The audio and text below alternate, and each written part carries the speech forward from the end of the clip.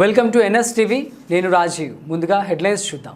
ప్రజల ఆరోగ్యంతో చెలగాటమాడుతూ ఎలాంటి అర్హత లేకుండా అక్రమంగా ఇంజెక్షన్లు ఇస్తున్న ఒక నకిలీ వైద్యుడిని వారసిగూడ పోలీసులు అరెస్టు చేశారు. వారసిగూడలోని మాధవ మెడికల్ షాప్ పేరుతో సాగుతున్న ఈ అక్రమ దందాను పోలీసులు ఛేదించారు.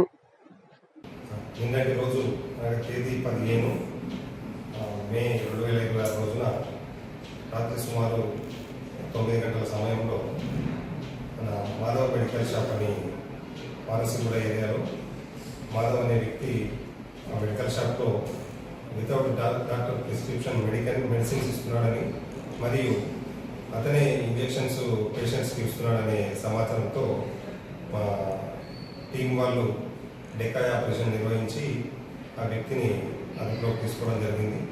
అతని ద్వారా తెలుసుకున్న విషయం ఏంటంటే తను వేరే వాళ్ళ పేరు మీద ఉన్నటువంటి లైసెన్స్ యూజ్ చేసుకుని మెడికల్ షాప్ రన్ చేస్తున్నాడు.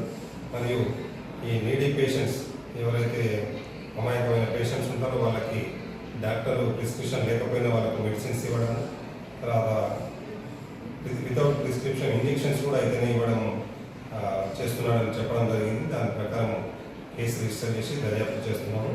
దర్యాప్తులో భాగంగా అతను యూజ్ చేసుకున్నటువంటి కొన్ని ఇంజెక్షన్స్ను మరియు అతని సెల్ ఫోన్ కూడా స్వాధీనం చేసుకోవడం జరిగింది.